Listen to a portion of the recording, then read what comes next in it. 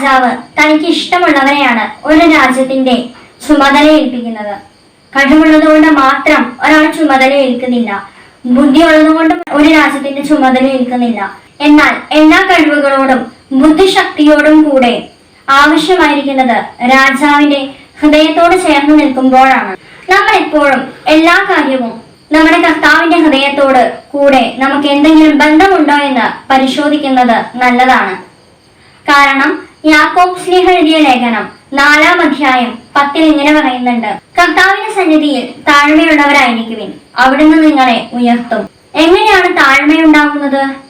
ദൈവം നമ്മെ സ്നേഹിക്കുന്നുവെന്ന് മനസ്സിലാക്കി നമ്മൾ അവിടുത്തെ സ്നേഹിക്കാൻ ആരംഭിക്കുമ്പോഴാണ് അവിടുത്തെ സന്നിധിയിൽ നമുക്ക് താഴ്മയുള്ളവരായിരിക്കാൻ സാധിക്കുക. ഇപ്പോൾ കർത്താവിനോടുള്ള സ്നേഹം, കർത്താവിനോടുള്ള കൂട്ടായ്മ നമുക്കുണ്ടെങ്കിൽ തീർച്ചയായും അവിടുന്ന് നമ്മെ ഹൃദയങ്ങളുടെ കൂട്ടായ്മയിൽ ഉയർത്തും.